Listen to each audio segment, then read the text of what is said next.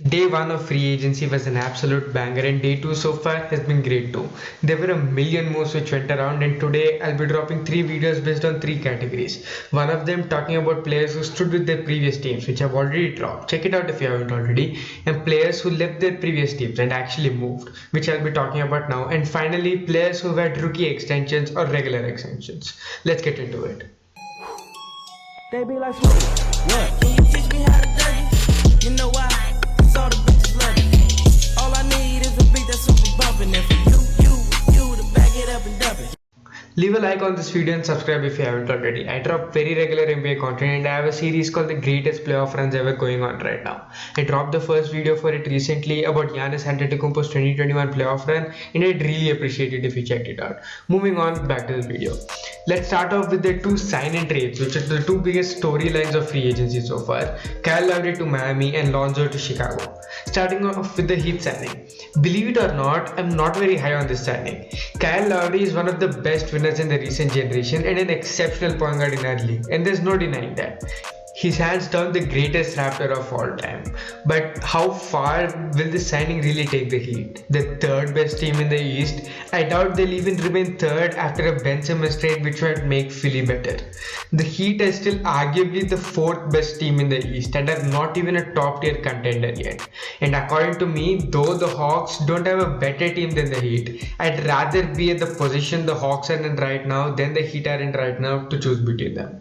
They probably would have won one game against the Bucks, who they got swept against last year, if they had Kyle Lowry. They don't even have cap space anymore, and now the only way they can get better is a Tyler Hero and Kendrick Nunn trade, but I don't really know what that gets them and if it really takes them to the top tier contender yet. Their starting five doesn't really have great spacing aside from Duncan Robinson and Lowry to a certain extent, and I don't know how far this move takes them, to be honest.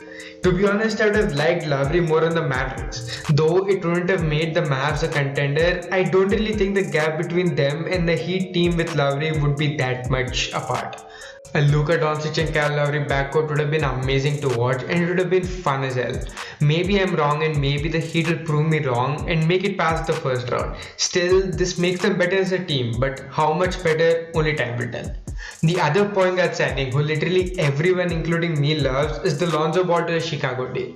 Lonzo Ball is going to be an all-star very soon in my opinion. He's a perfect fit in the Bulls team, giving them much required playmaking. His half-court offense is a little overrated in my opinion, but it's for sure a better playmaking offense than anyone on the Bulls right now. With its much improved spot-up shooting and an off-ball game, he fits perfectly alongside the Chicago's franchise player Zach LaVine. Vucevic too, if he gets double-teamed on the post, is a good enough post player and a playmaker to find Lonzo Ball open, who's a three-point threat. I don't really want to spend much time on Lonzo Ball because literally everyone on YouTube has been talking about this, and let's just move on. Let's move on to the other two solid point guard signings, Devonte Graham and Spencer Dinwiddie. The Devonte move was a good one for the Pelicans, but he isn't nearly the player Lonzo was. He's a solid fit next to Zion, but I really don't like what the Pelicans are doing right now. The Pelicans already have two very good All-Stars on their team, but both of them are already frustrated with this team. This is just sad, man. Their franchise player a while ago asked for a trade, but luckily they got another franchise player almost immediately. But they already have him frustrated. The Valanciunas deal was just a sign of their desperation. Though it did give them more cap space and help them move on from two bad contracts, I don't really know how far Valanciunas is going to take them because I think people are overestimating his shooting capabilities right now. The Pelicans have young players who they're trying to give playing time and develop but just can't. I hope the Pelicans figure it out soon because I'm not liking the direction in which they've been going in this past decade. Another point guard who switched teams was Spencer Dinwiddie. Dinwiddie is sent to the Wizards to form a backcourt alongside Bradley Beal. Similar to the Pelicans, I don't understand the direction the Wizards are going in right now. They're trying to rebuild their team at the same time put a solid team around Bradley Beal.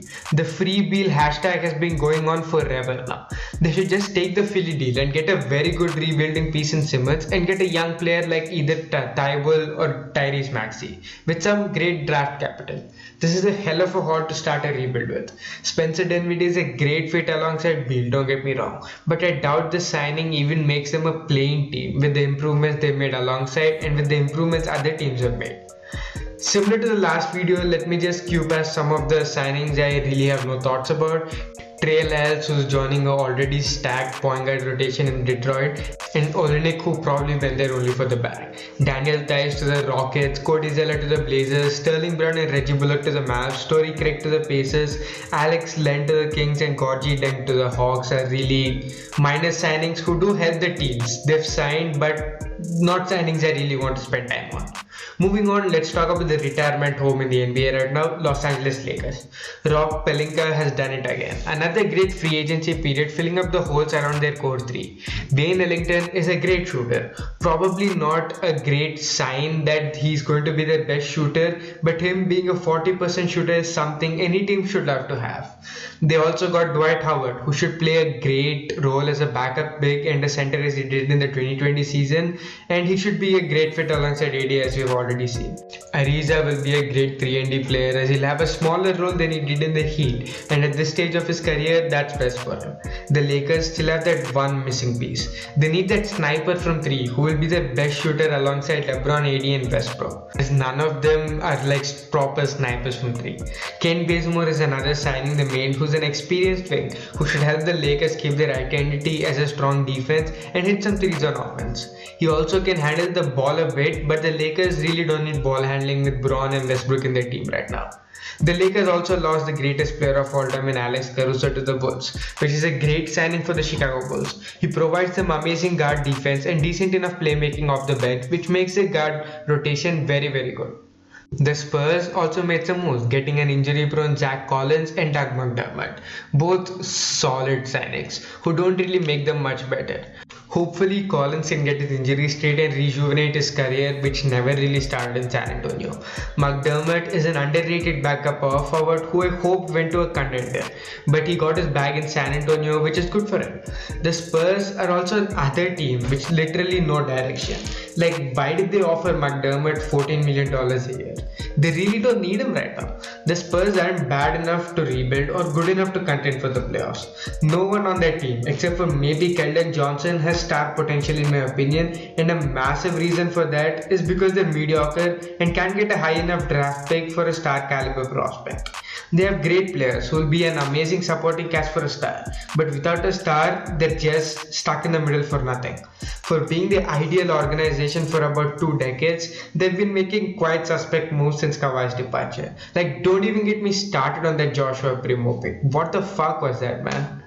Moving on, 2 signings which I really like are Jeff Green to the Nuggets, who provides them a very good rim protector alongside Jokic and can play small ball 5 if they have no backup bigs after Jokic. This is a solid signing and Jeff Green is a great fit everywhere. The journeyman keeps journeying. Muggy to the Suns is also a great signing which allows Ayton to rest more and lets them survive in the non-Ayton minutes when he's either in foul trouble or just needs rest. I gave my thoughts about what I think about the Suns' future in my previous video. Check that out if you haven't already.